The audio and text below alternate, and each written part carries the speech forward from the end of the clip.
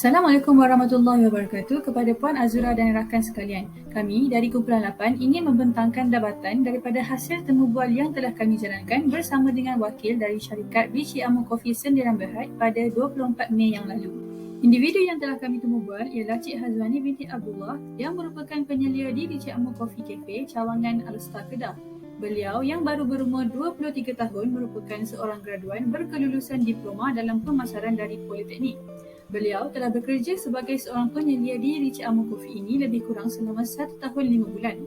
Manakala, syarikat Vichy Amo Coffee ini pula merupakan syarikat perusahaan minuman dan makanan tempatan yang telah diasaskan pada tahun 2015 yang lalu.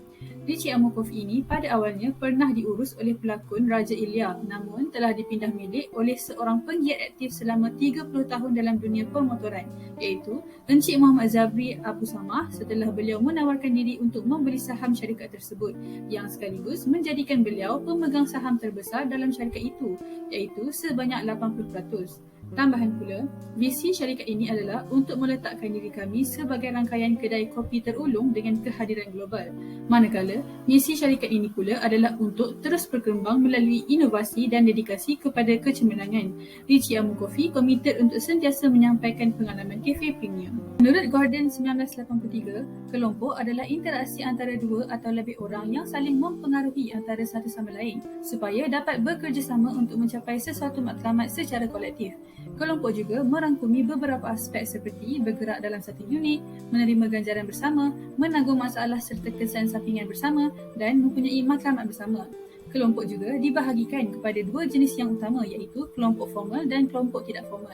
Kelompok formal bermaksud sesebuah kelompok itu ditubuhkan secara rasmi untuk melaksanakan sesuatu fungsi dan tugas oleh sesebuah organisasi. Manakala, kelompok tidak formal pula ditubuhkan untuk membentuk hubungan dengan pekerja yang lain serta untuk memenuhi keperluan pekerja. Menurut Fiedler 1975, kepimpinan pula bermaksud hubungan antara seseorang yang menunjukkan kuasa dan pengaruh yang diagih tidak sama rata, sehingga seseorang boleh mengarah serta mengawal tindakan orang lain. Kepimpinan juga merupakan proses yang terdapat pengaruh seseorang individu terhadap sesebuah kelompok dan individu tersebut digelar sebagai pemimpin. Tugas pemimpin adalah untuk menyelaras, mengetuai dan mengarah pengikut dalam sesuatu kelompok organisasi. Berdasarkan temubual yang dijalankan bersama penyelia Vichy Amo tersebut, dia telah menerangkan berkenaan dengan gaya kepimpinan dalam kelompok. Umum kita tahu, dalam setiap organisasi, gaya kepimpinan yang cemerlang ini mencerminkan kejayaan sesebuah organisasi. Menerusi temubual ini, gaya kepimpinan yang dapat dilihat semasa menemubual penyelia syarikat Vichy Amo tersebut, mereka telah melaksanakan gaya kepimpinan yang bersifat demokratik. Demokratik yang dimaksudkan ialah semua pekerja ini melibatkan diri secara bersama dalam menjalankan tugasan. Gaya kepimpinan ini menggalakkan pekerja bawahan Encik Hazwani sendiri untuk melibatkan diri bagi menangani masalah secara bersama. Tambahan pula, kami mendapati bahawa Cik Hazwani ini merupakan seorang penyelia yang demokratik kerana beliau membantu pekerja bawahannya untuk menilai prestasi masing-masing berdasarkan kepada kemahuan organisasi tersebut. Beliau telah memberikan motivasi kepada pekerjanya supaya mereka dapat meningkatkan kebolehan diri dengan memberikan komitmen yang terbaik. Justru Encik Hazwani ini sering berbincang bersama-sama untuk mencari jalan penyelesaian terhadap masalah yang berlaku dalam organisasi dan pada masa yang sama dapat meningkatkan kepuasan pekerja yang lain. Seterusnya, gaya kepimpinan yang digunakan dalam organisasi tersebut ini meliputi bimbingan. Encik Hazwani selalunya akan membimbing pekerja baharu untuk melakukan latihan selama seminggu dalam organisasi sebelum diterima bekerja dalam organisasi tersebut.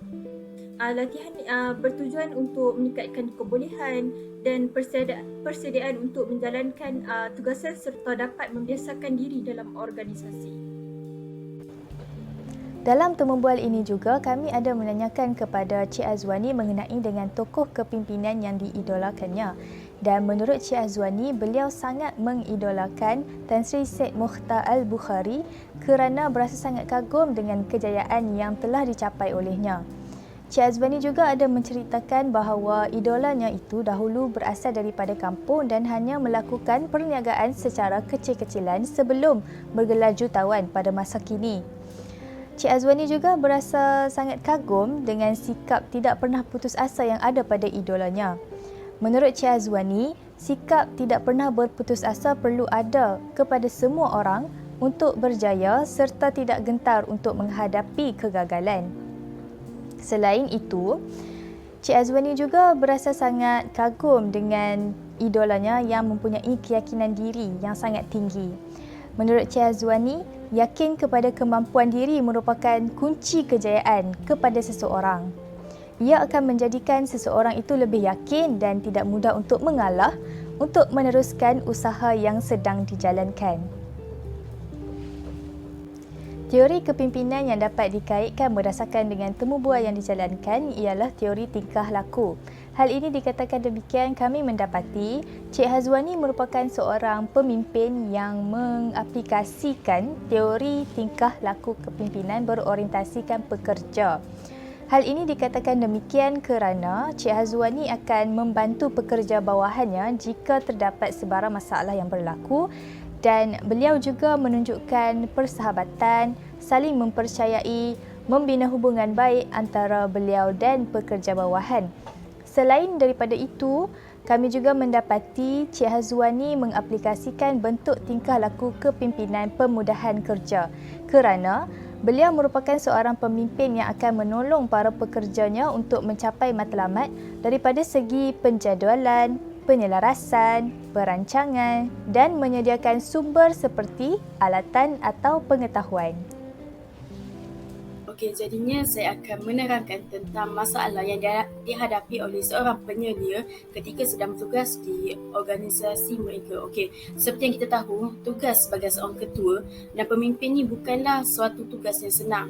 Jadinya mereka ni sebenarnya mempunyai masalah dan isu-isu yang tersendiri ketika sedang bertugas di dalam organisasi mereka. Seperti Cik Azwani yang merupakan penyelia di Rishiamo Coffee, sebenarnya beliau juga tidak lari daripada menghadapi masalah dan isu-isu di tempat bekerja beliau lah, di mana antara masalah yang dihadapi oleh Cik Azwani ini ialah apabila terdapat beberapa pekerja yang tidak tahu melakukan tugas. Jadinya disebabkan pekerja-pekerja yang tidak tahu melakukan tugas ni, beliau sebagai seorang penyelia ni terpaksa turun padang dan membantu serta melakukan tugas-tugas tersebut secara seorang diri.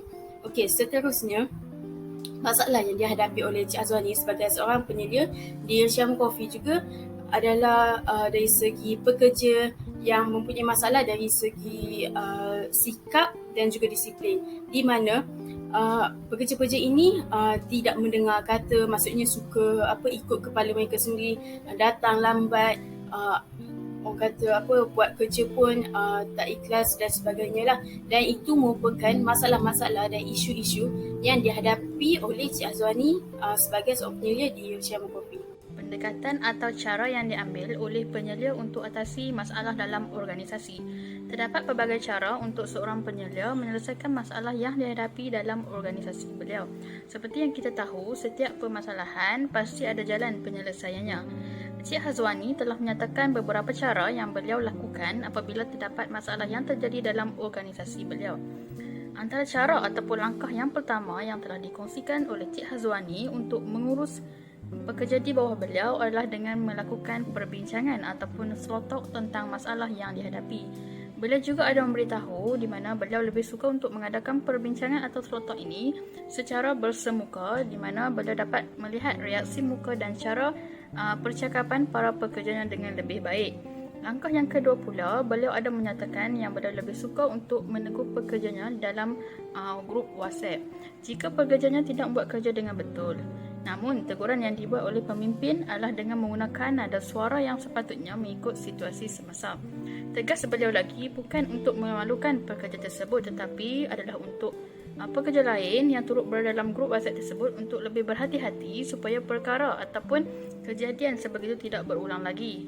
Ada lagi cara lain yang dilakukan oleh beliau agar masalah dapat diselesaikan dengan baik, iaitu dengan melakukan proses pembuatan keputusan. Langkah demi langkah telah dilakukan, iaitu yang pertama, beliau perlu sedar tentang masalah yang terjadi dalam organisasinya, terutamanya masalah pekerja dengan pekerja. Kemudian, beliau cuba untuk kena pasti masalah tersebut sebelum selesaikan dengan cara yang baik. Seterusnya, beliau juga akan membuat pertemuan dengan pekerja di bawahnya untuk membincangkan tentang alternatif ataupun pilihan tentang permasalahan yang dihadapi oleh mereka. Beliau juga akan menilai pilihan atau alternatif yang dicadangkan ketika pertemuan diadakan bersama pekerjanya tempoh hari. Oleh sebab itu, beliau akan memilih pilihan atau alternatif yang terbaik untuk dijadikan solusi terhadap permasalahan yang timbul dalam organisasi beliau. Setelah penyelesaian sudah dikenal pasti, maka beliau akan mengimplementasikan keputusan tersebut dan akan sentiasa follow up dengan setiap pekerjanya agar masalah kecil ataupun masalah besar tidak terjadi lagi. Antara pandangan yang diberikan oleh Cik Hazwani sebagai seorang penyelia kepada para pekerja ketika mereka bekerja dalam kelompok ialah para pekerja ni bekerjasama dengan baik dan memberikan komitmen yang tinggi. Ini kerana sebelum pekerja memulakan tugas iaitu semasa latihan, para pekerja Richamo ni dilatih untuk bekerja dalam satu pasukan. Sebagai contoh, jika ada tugas yang perlu dilakukan, setiap pekerja ni mesti sama-sama berganding bahu dalam melaksanakan tugas tersebut. Namun begitu, menurut Cik Hazwani juga, terdapat juga salah faham dalam kalangan pekerja apabila mereka bekerja secara berkelompok. Tapi salah faham yang terjadi tu taklah besar sehingga mewujudkan pergaduhan, dan ia dapat diatasi dengan setiap pekerja ni terbuka untuk suarakan pendapat dan cadangan masing-masing. Dan melalui perkongsian Cik Hazwani ni dapat dilihatlah beberapa teknik dalam membuat keputusan digunakan, seperti brainstorming. Brainstorming ni semua pekerja bagi idea masing-masing untuk selesaikan satu masalah. Dan teknik yang kedua ialah kumpulan nominal, iaitu semua ahli dia ada pelibatan yang sama rata serta menyerahkan cadangan sebelum berbincang dalam kumpulan. Seterusnya, bahagian komen akademik terhadap organisasi yang dipilih. Pada pendapat kami, pembuatan keputusan dalam syarikat Richamo ini dikatakan sangat baik dan bagus kerana pemimpin organisasi akan bekerjasama antara satu sama lain bagi menjamin kecemerlangan organisasi.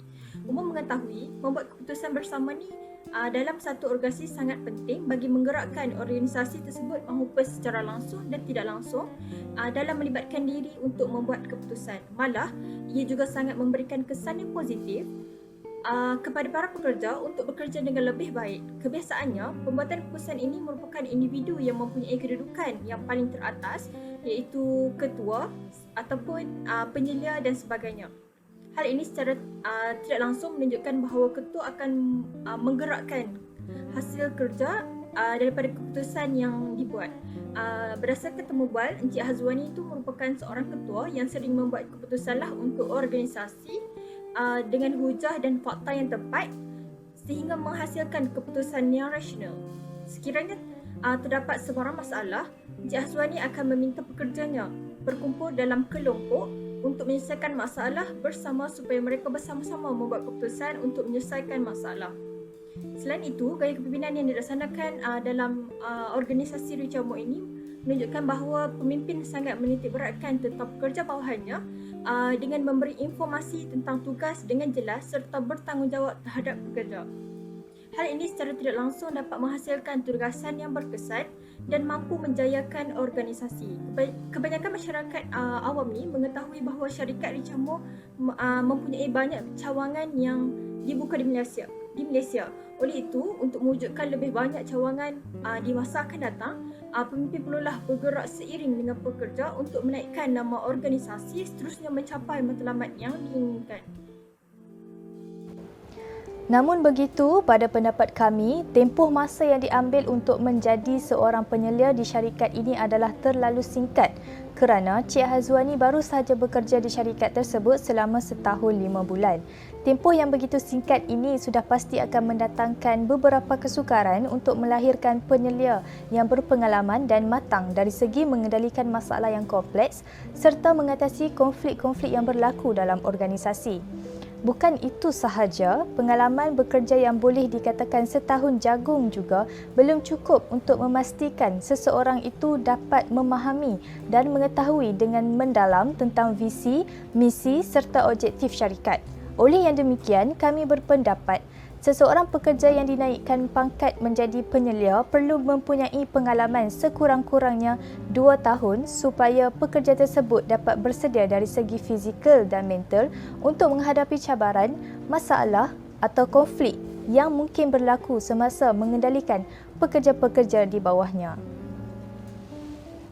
Cadangan penambahbaikan. Cadangan penambahbaikan yang dapat dibuat terhadap organisasi yang dipilih adalah melakukan penambahbaikan terhadap kuasa pemimpin kepada pekerja. Kuasa kepimpinan yang dinyatakan oleh penemu bual kami sangat kurang. Oleh sebab itu, kuasa kepimpinan perlu diaplikasikan dalam organisasi ini. Semasa sesi temu bual dijalankan bersama Cik Hazwani, beliau memberitahu bahawa organisasinya akan memberhentikan pekerja mereka apabila tidak dapat hadir untuk bekerja selama 3 hari tanpa alasan.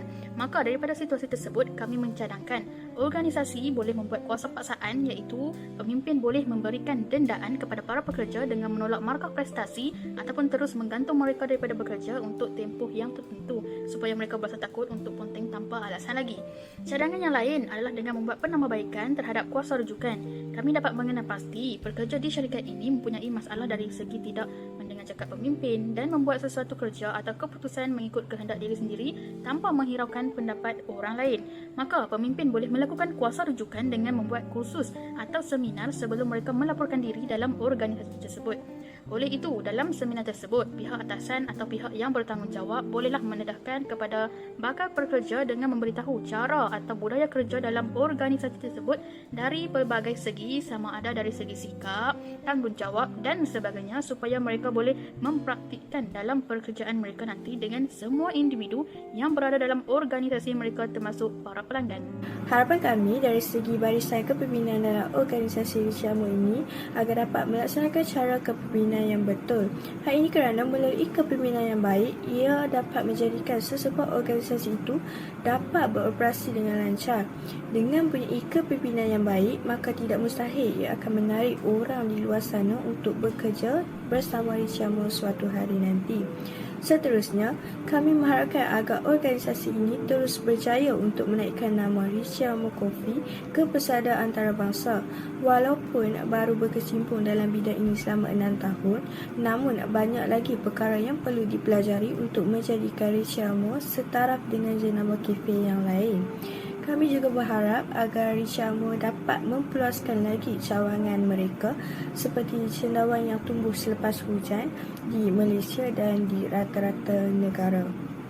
Natijahnya, sebenarnya peranan kelompok dan juga kepimpinan di dalam sebuah organisasi ini merupakan peranan yang amat penting dan bekerjasama dalam melakukan tugas atau kerja secara kelompok ni sebenarnya dapat mewujudkan persekitaran kerja yang sihat sekaligus dapat memberi impak atau kesan yang positif kepada organisasi itu sendiri.